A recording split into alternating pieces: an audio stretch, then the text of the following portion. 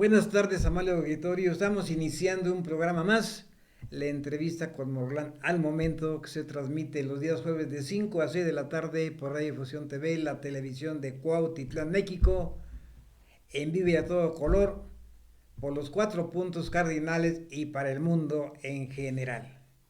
Recordamos nuestra programación: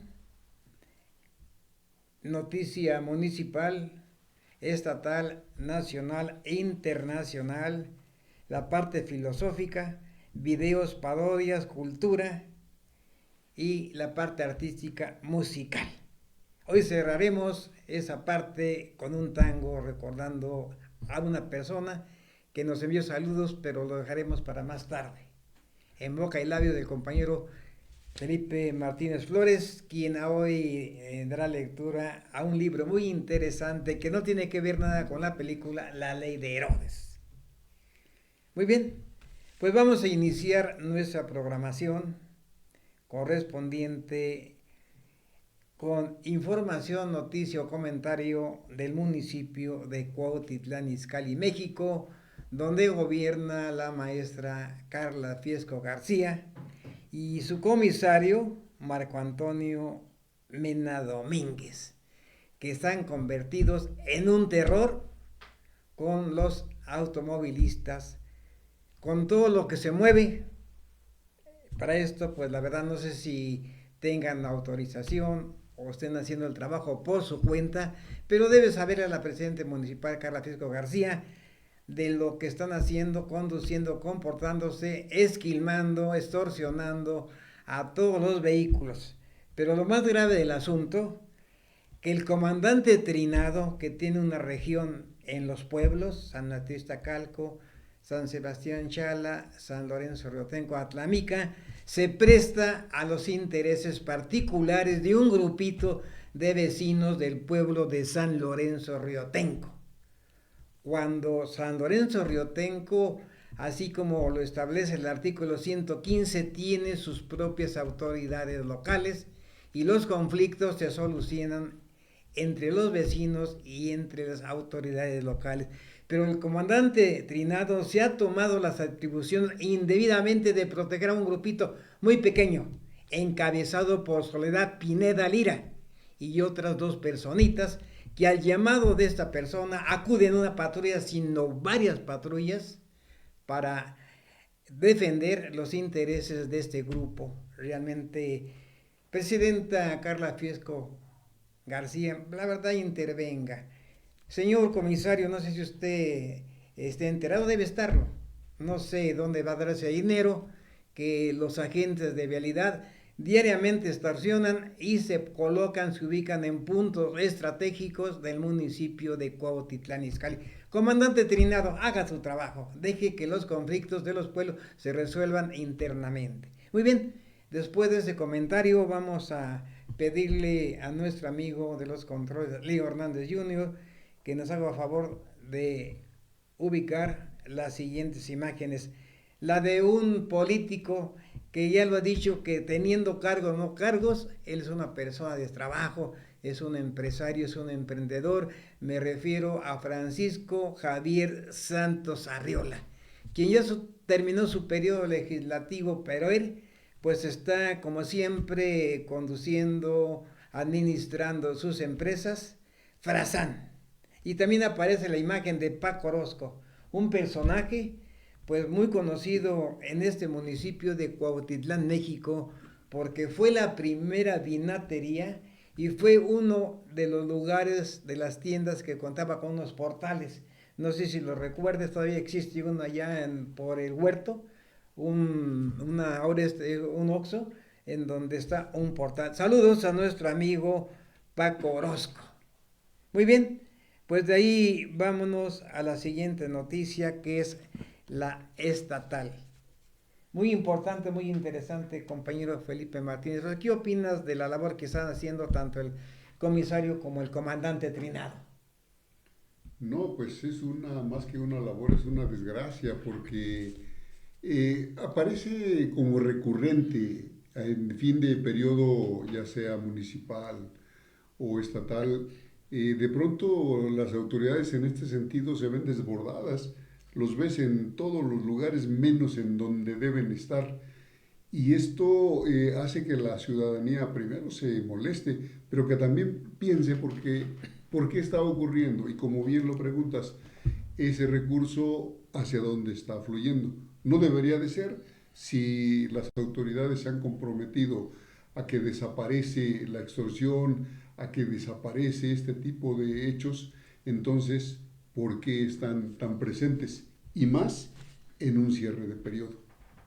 Muy bien, pues después del comentario del maestro Felipe Martínez Flores, vámonos a la noticia estatal. Por primera vez en la historia del Estado de México, la 62 legislatura que inicia funciones, precisamente este jueves inició funciones, está integrada por 38 mujeres y 37 hombres. De Morena, pues se suman a PT y Partido Verde Ecologista, pues eso ya es novedad, sabemos que así están sumados, pero por primera vez en la historia hay más mujeres que hombres. Hoy los 75 legisladores, el día de hoy, conforman 7 bancadas, eran 8, porque ya desapareció Nueva Alianza, que era un partido formado por profesores del Estado de México. En principio se contaminó, se desvió, se perdió y perdió su registro. Pues hoy jueves, ya con presencia de la gobernadora Delfina Gómez Álvarez, ya ocuparon sus curules. Muy bien, pues esto es lo que tenemos en relación a que hay mayoría de mujeres en la Cámara, en la 62 legislatura. Hoy inicia formalmente la 62 legislatura del Estado de México, luego de que ayer tomaron protesta los 75 diputados. Ahí estará la gobernadora Delfina Gómez Álvarez, el presidente del Poder Judicial Ricardo Sodi, los dirigentes estatales de partidistas Ana Lidia Reansaldo, del PRI, Juana Bonilla del Movimiento Ciudadano, entre otros. Pues la verdad que es una novedad. 37 mujeres. Lo que no es una novedad es que tengan la mayoría calificada, porque la verdad que se dice, se menciona y hay pues personas especialistas en derecho que hay sobre representación. Así es que pues harán tanto la gobernadora como los diputados de Morena, del PT y del Verde Ecologista lo que el líder de Macuspana les diga. Levanten el dedo y mayoría calificada. ¿Qué opinas, compañero Felipe Martínez Flores, sobre esta aplastante aplanadora de Morena y sus aliados?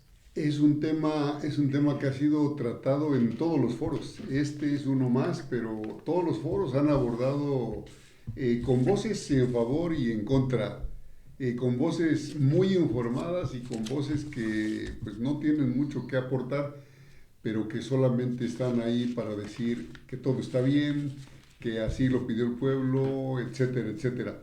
La verdad que para hablar de esta sobrerepresentación necesariamente se tiene que acudir a los documentos básicos, a los documentos que sí existen y que efectivamente señalan una sobrerepresentación, atendida principalmente porque el gobierno federal, ese líder de Macuspana que señalas, ha ido cooptando poco a poco ha ido cooptando cada uno de los espacios, cada una de las instituciones y desafortunadamente estamos perdiendo muchas. Yo pienso que es oportuno que le pongamos un poquito más de atención a la política nacional, a esta política social que de pronto quisiéramos apartar de nuestro pensamiento, pero que no es pertinente ni ahora ni nunca. Pero en este momento en particular es necesario que le tengamos una atención muy especial. Muy bien. Esperemos que este mensaje, la verdad, llegue al pueblo de México, que reflexionemos, que analicemos lo que está pasando en el país y que nos entreguemos en defensa de la Constitución, sobre todo de la Constitución, nada más.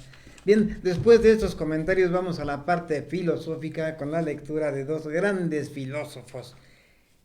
Uno, dice lo siguiente: la verdad triunfa por sí misma, la mentira necesita siempre complicidad. Es una gran verdad.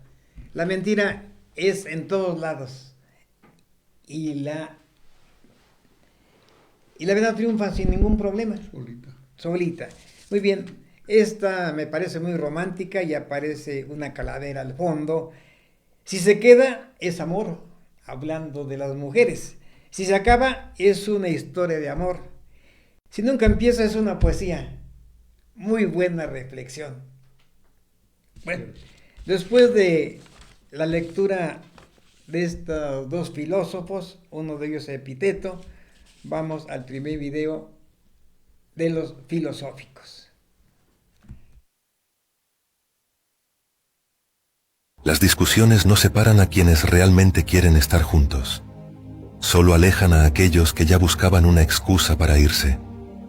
En una relación, los desacuerdos son inevitables, y es natural que surjan momentos de tensión. Sin embargo, el verdadero compromiso se muestra en la voluntad de resolver las diferencias y fortalecer el vínculo.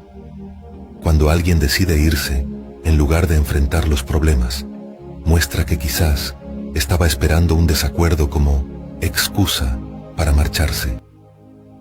Es importante entender que los conflictos son como tormentas que pueden aparecer incluso en el cielo más despejado.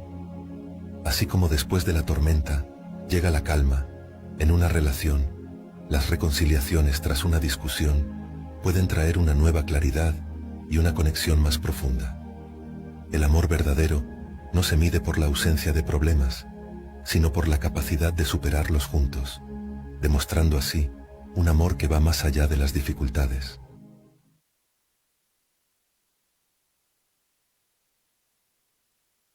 Ahí dejamos esta importante reflexión filosófica y regresamos con noticia nacional sobre algo importante y que debemos poner especial atención y entregarnos, pues la verdad, a este grupo de universitarios que han hecho historia en el 68, en 1999 con el MOSH y ahora ante la situación que sucede en México de quien conduce los destinos del país y huésped de Palacio Nacional.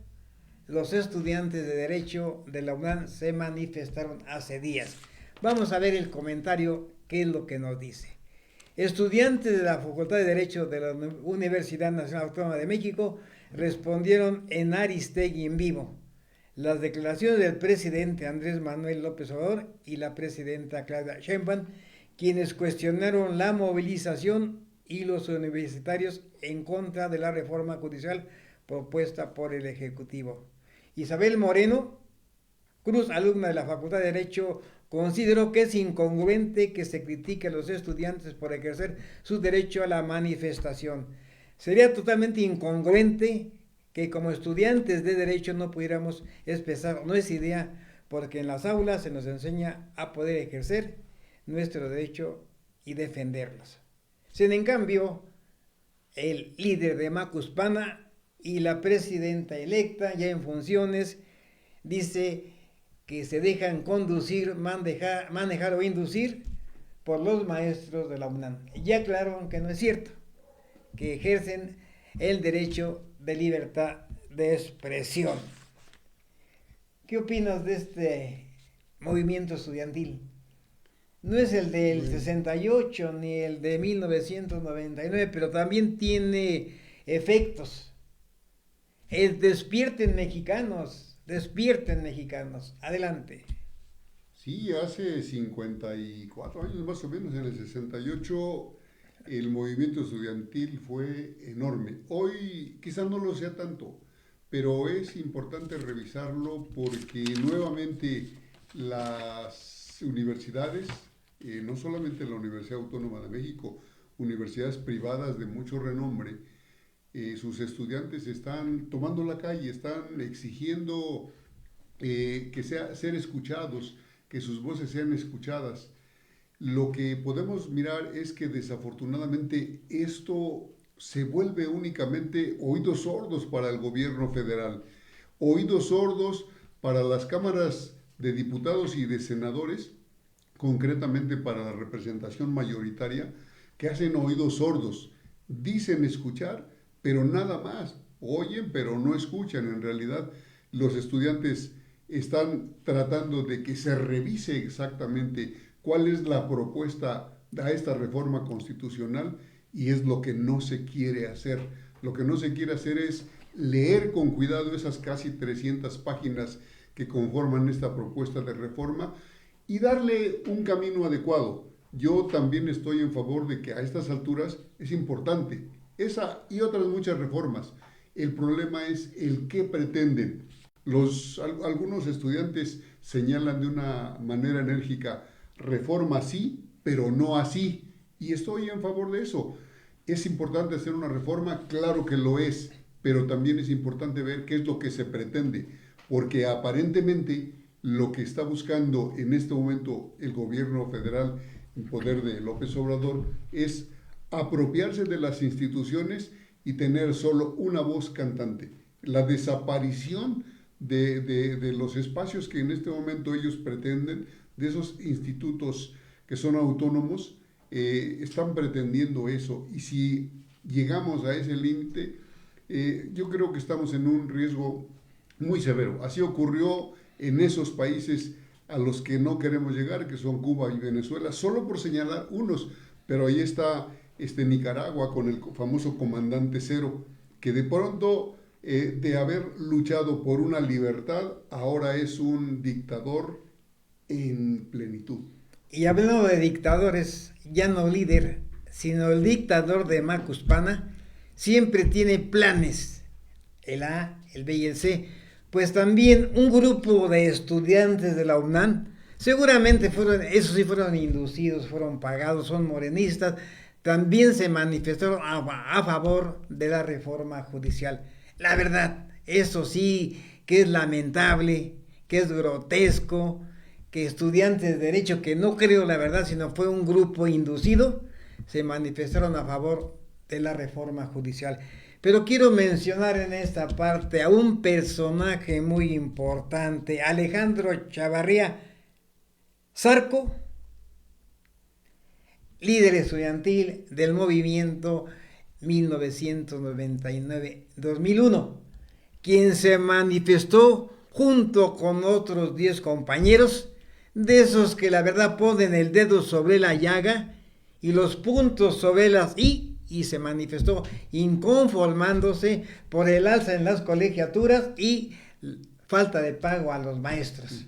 Pasaron situaciones muy difíciles, formaron el Consejo General de Huelga de la UNAM, pero al final fueron escuchados.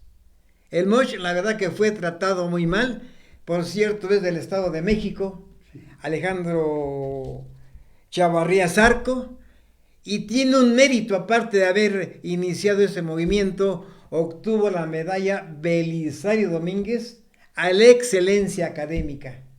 Imagínense una figura de esta naturaleza, quisiéramos verlo en estos momentos tan difíciles por los que pasa el país, provocado por el cacique, no el líder, sino de Macuspana, Andrés Manuel López Obrador.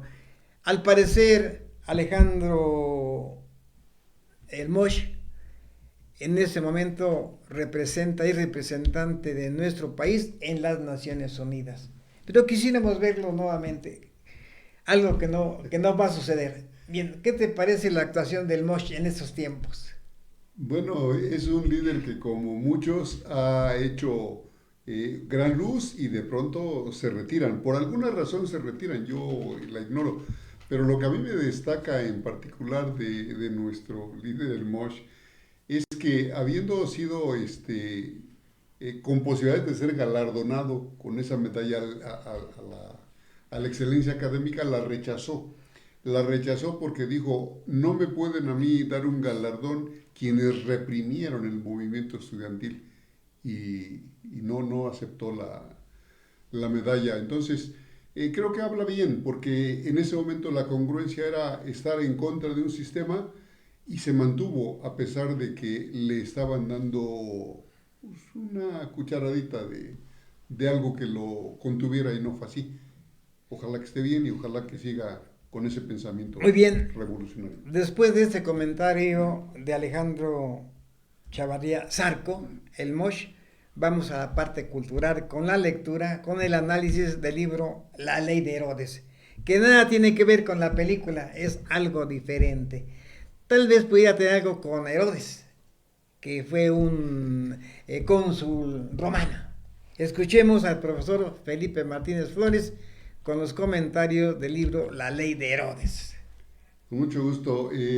Antes quiero hacer llegar un atento saludo y dedicarle la lectura de este resumen a un gran amigo que fue director general de educación en una época en el gobierno del estado, a nuestro amigo Luis Ángel Jiménez Huerta, que por cierto cumpleaños.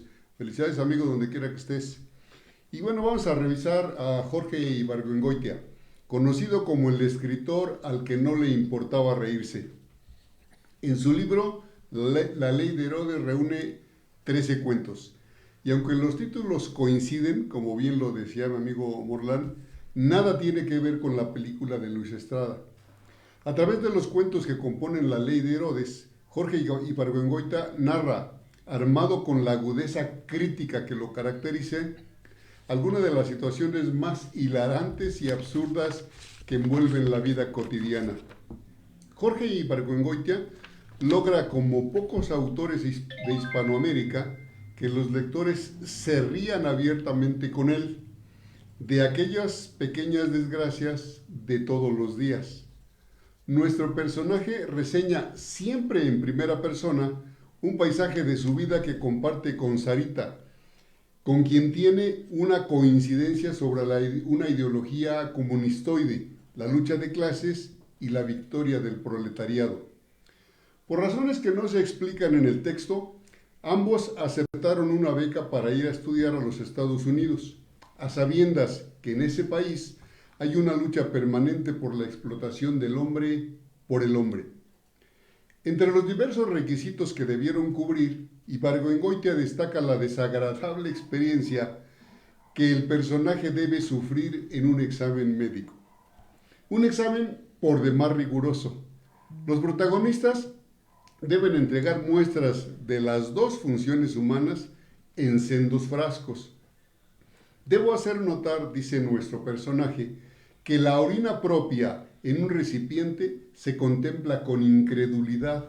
Es un líquido turbio por el sulfato de magnesio que nos dio la enfermera en la mañana, de color amarillo que, al cerrar el frasco, se deposita en pequeñas gotas en las paredes del vaso. Salí a la calle con mis frascos guardados en bolsas de papel, como procurando que mi secreto no cayera en la mirada indiscreta de algún desconocido. Caminé por la avenida Reforma hasta la Fuente de la Diana, donde debía encontrarme con Sarita. Ella llegó como yo, con el rostro desencajado y sus detritus en un envoltorio apretados contra el pecho. Llegamos al consultorio del doctor, sin saber a ciencia cierta la humillación que me esperaba. El doctor Philbrick me acribilló con una serie de preguntas que consideré por demás inútiles. Era obvio que mi salud era excelente. Caminamos por los tétricos pasillos del hospital hasta llegar a un consultorio donde me revisó el cráneo, los ojos, los pulmones por medio de algunas respiraciones, además de 200 saltos. El doctor registraba cada detalle en una tabla que le acompañaba permanentemente. Me golpeó despiadadamente el estómago en busca de hernias que no encontró. Tomó las partes más nobles de mi cuerpo y las revisó como si se tratara de los planos de un tesoro. Lo peor apenas estaba por venir. Tomó algodón y se envolvió los dedos. Hínquese sobre la mesa, me ordenó. Pero esta vez no obedecí. Solo me quedé mirando esos 2 dedos en su mano envueltos de algodón. Entonces me explicó, tengo que ver si tiene usted úlceras en el recto. Para ese momento, el terror me había paralizado.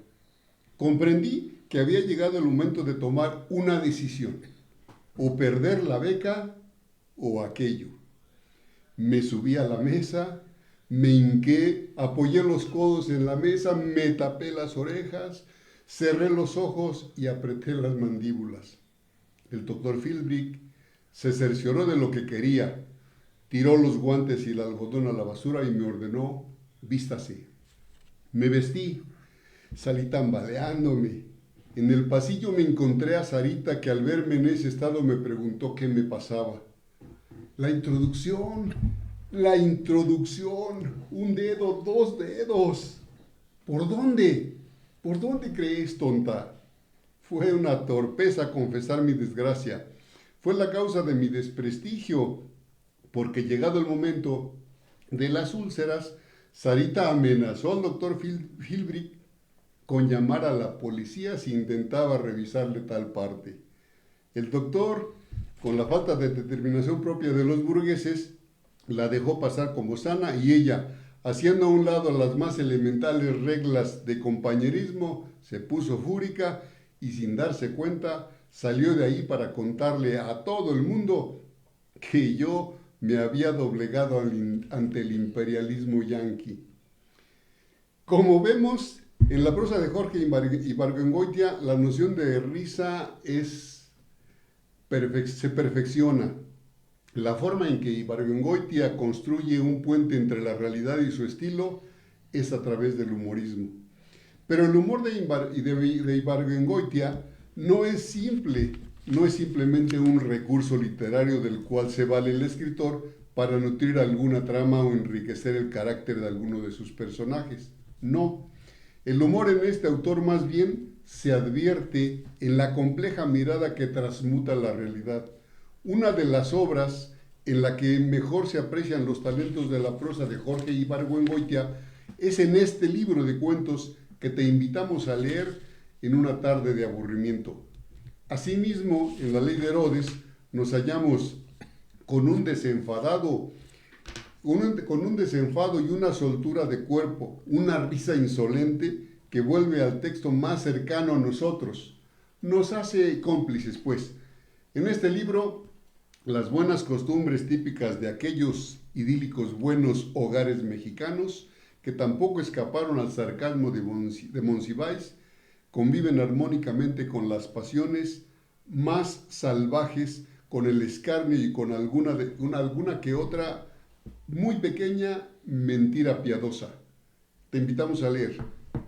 Muy bien, pues muy interesante este libro, La Ley de Herodes, de Jorge Ibargüengoitia, quien en forma humorística escribe su libro, y la lectura es totalmente agradable. Invitamos a nuestro público, a quien nos escuchan y observan, pues que se hagan de este libro, ya sea comprándolo en la librería o bajándolo por internet. Muy interesante la lectura del libro por parte del profesor Felipe Martínez Flores.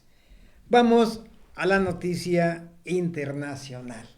Pero quisiera hacer un pequeño comentario cultural, claro, ya que tocaste Paseo de la Reforma, la glorieta de donde se encuentra la Diana Cazadora, que también tiene su historia, pero en esa parte de Reforma estuvieron ahí colocados los tlatoanis, los 8 o 9 tlatoanis que estuvieron al frente de la gran Tenochtitlan.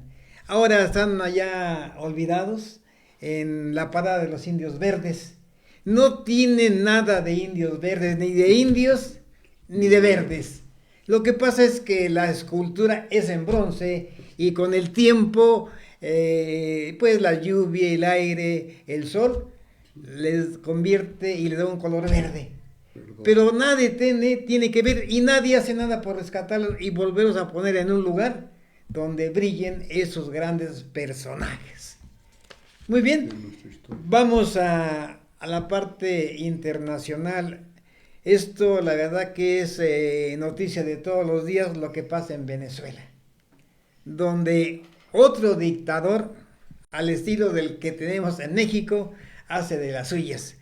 La Fiscalía venezolana ha anunciado este lunes un orden de detención contra Edmundo González por delitos asociados al terrorismo. María Corina Machado ha respondido a los señalamientos del gobierno. Han perdido toda noción de la realidad, amenazando al presidente electo. Solo logran cohesionarnos más. Horas antes, Estados Unidos incautó un avión que, por cierto, lo tenían de manera ilegal porque no cumplía con los protocolos que han establecido los países, del presidente Nicolás Maduro por las sanciones que pesan sobre el país caribeño. La cadena nacional CNN ha informado de que la confiscación de la aeronave por parte de las autoridades se pudo determinar que su adquisición viola las medidas impuestas por ese país. Estaba en República Dominicana, ahí fue donde fue incaptado y ahora está en el estado de Florida. ¿Qué les parece, qué te parece esta otra jugada de Nicolás Maduro? El avión que pues lo tenían en forma ilegal por no cumplir con los protocolos, pero en fin, sigue hablando de qué hablar Nicolás Maduro y Venezuela. Y por lo que vemos, Nicolás Maduro seguirá ahí porque no se le da la gana de irse. Ese avión incautado, bueno, a ver, ¿sabes qué? Tus placas no son actuales, así que no lo llevamos. En realidad, ya no nos queda más que buscar la forma de humor ante hechos tan deleznables como este. El fulano, el tipo, ejerce un autoritarismo exacerbado. ¿Por qué? Porque tiene a las instituciones en su control.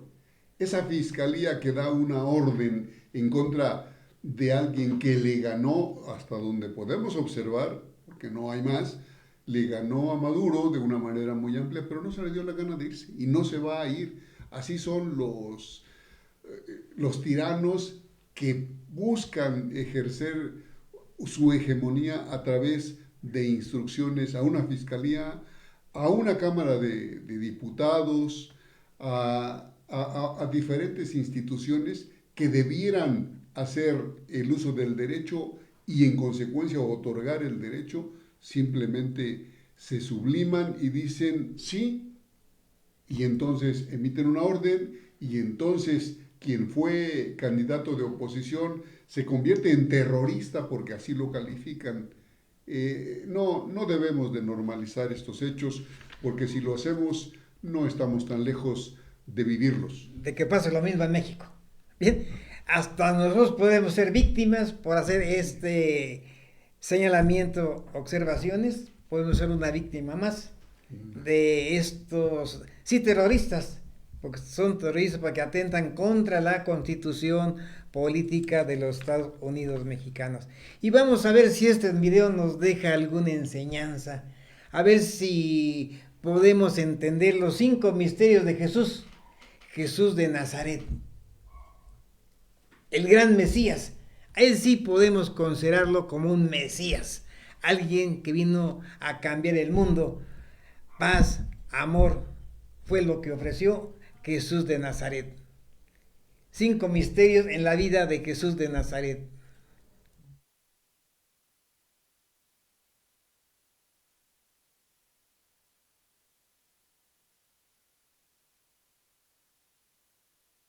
Cinco misterios históricos de Jesús.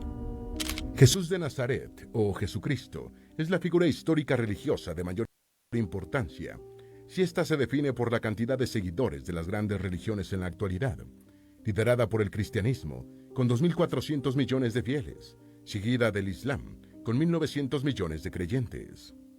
Jesús es además una figura respetada en el Islam y en el judaísmo, y más allá de lo que afirman las Escrituras, su historicidad es aceptada por la abrumadora mayoría de los historiadores, eruditos y estudiosos bíblicos.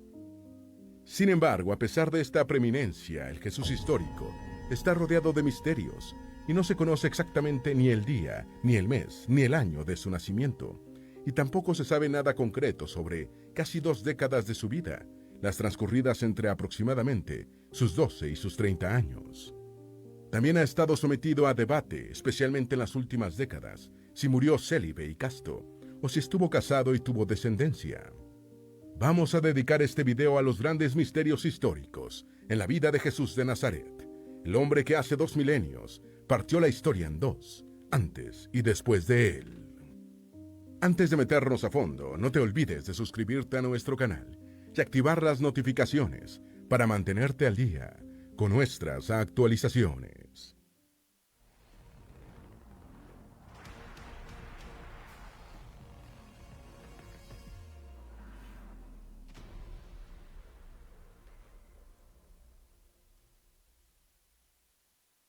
Los datos históricos de Jesús.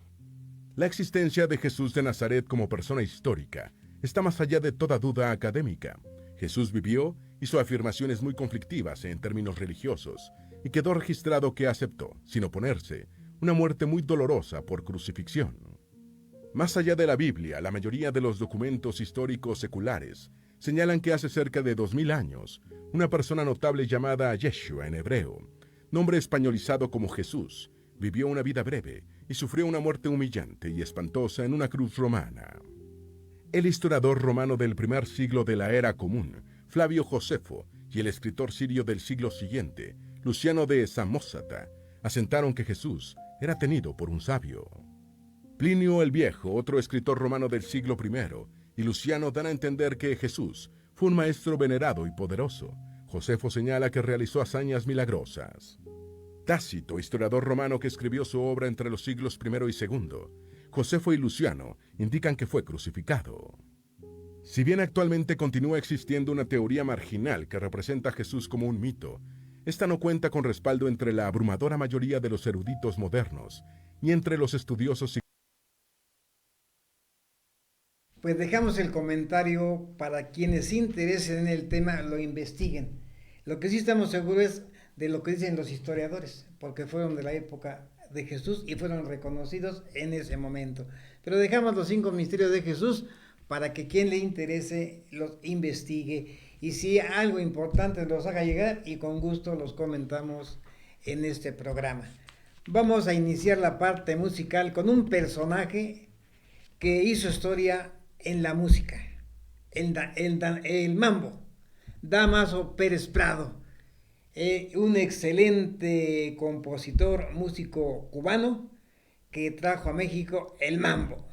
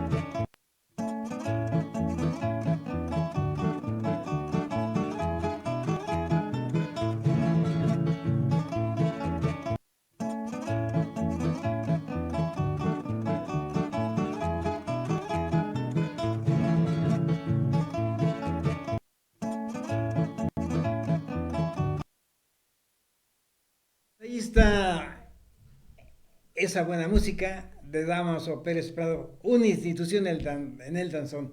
La siguiente figura e imagen bien podría formar parte del grupo de músicos de Dámaso Pérez Prado. Veamos a este también músico que está tocando el saxofón, que bien podría encajar en cualquier danzonera o en algún grupo de música de danzón, de mambo. Vamos a verlo y a escuchar.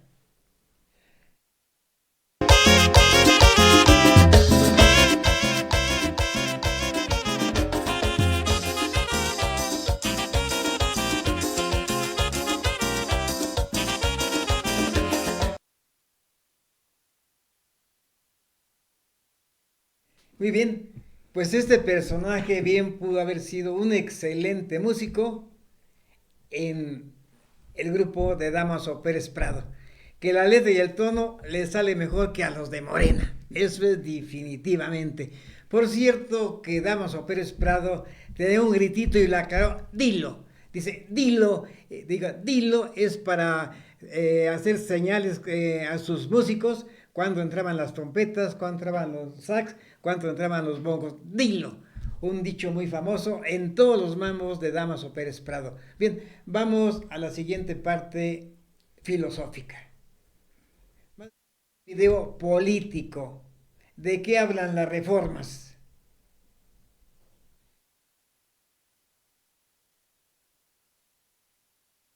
Como si no hubiera temas para estar preocupados, como si no hubiera temas de tensión. ¿Qué tal, Ciro? ¿Cómo estás? Muy buenas noches. Oye, a Martí Batres, quien es gobernador sustituto, México, se le ocurrió publicar un decreto bajo el principio de que armonizarse con el artículo 27 de la Constitución. En la Ciudad de México se decía que se daban garantías explícitas para la propiedad privada.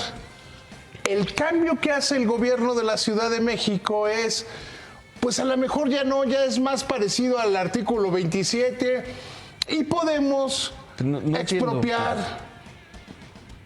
le quitan garantías a la propiedad privada en la Ciudad de México. ¿Qué es propiedad privada? ¿Una casa, un departamento? Una casa, un departamento. ¿Un coche? Una colonia. Sí, porque puede decir el gobierno, ¿qué crees? Ahora es de utilidad pública. Bueno, vamos a poner una casa. Capaz que el gobierno decide. Siempre han podido expropiar. Sí, pero ahora puede decir que la propiedad ya no es privada, sino que es comunitaria o social. Ese es el problema. Pero a ver, vámonos por la primera parte. ¿Por qué un gobernador sustituto que nada más estuvo para encargarse? Se puede, hombre. ¿Por qué no mejor le deje a Clara Brugada, que es quien va a tener que administrar esa cosa? ¿En un mes? Pues en un mes. ¿Qué urgencia tenía de dejar su marca? Mira, hemos visto muchos gobernantes que por dejar su marca le terminan echando a perder el gobierno a sus sucesores. ¿Te acuerdas de López Portillo, que se volvió loco en su último informe? Sí, pero creo que no será el caso, ¿no? ¿Y qué se le pasó haciendo Miguel de la Madrid? Arreglando todo lo que le había dejado para cargar con el costo político. A Clara Brugada. Bueno, ¿qué va a hacer Martí Batres? Pues es un decreto, ya es así. Un decreto. ¿Puede hacer lo que quiera? Puede hacerlo, pues ya vimos que sí.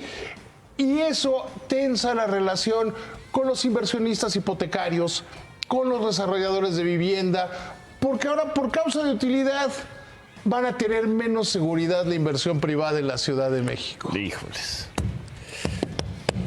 Remátala, David. Y como están así las cosas, por eso los analistas consultados por Banco de México disminuyeron del 2.4 al 1.3 su estimación del crecimiento económico. Pues esos datos son motivos de comentario, pero como el tiempo es oro y se nos está yendo muy rápido, vamos a regresar a la parte filosófica. Duras verdades que debemos aceptar. En este video vamos a explorar 10 duras verdades que debes aceptar sobre la gente. Cada una de estas verdades está profundamente conectada con los principios del estoicismo y al abrazarlas podrás vivir una vida más tranquila y equilibrada. Aprenderás a relacionarte con los demás sin caer en la trampa de las expectativas irreales entendiendo que la única persona que puedes controlar realmente eres tú mismo. En la vida, todos enfrentamos una realidad incómoda. Las personas no siempre son como quisiéramos que fueran. Vivimos en un mundo lleno de expectativas, esperanzas y, a menudo, ilusiones sobre la naturaleza humana. Esperamos que los demás actúen de cierta manera, que tengan nuestros mismos valores o que respondan a nuestras necesidades. Sin embargo, la verdad es que no podemos controlar a las personas ni sus comportamientos. Este concepto es central en el estoicismo, una filosofía que nos enseña a enfocarnos en lo que podemos controlar y a aceptar lo que no podemos cambiar. Primera verdad: la gente no siempre será justa. Esta es una verdad que puede ser difícil de aceptar, pero una vez que lo haces, cambia tu perspectiva completamente. La justicia es un ideal que todos anhelamos, pero en la práctica, la vida rara vez se alinea con nuestras expectativas de lo que es justo. Esperamos que las personas actúen de acuerdo con principios éticos, que recompensen el bien y castiguen el mal. Pero la realidad es que no siempre sucede así. La gente a veces actúa por interés propio, ignorando lo que es justo o injusto para los demás. El estoicismo nos enseña que la justicia es una virtud que debemos practicar, pero también nos advierte que no debemos esperar que todos la compartan o la apliquen. Epicteto, un influyente filósofo estoico, nos recuerda que no son las cosas las que nos perturban, sino el juicio que hacemos de ellas. Si esperamos que todos sean justos, inevitablemente nos encontraremos con frustración y decepción. Aceptar que la gente no siempre será justa no significa que debamos renunciar a la justicia o dejar de practicarla. Al contrario, significa que debemos ser más conscientes de nuestra propia conducta, manteniéndonos.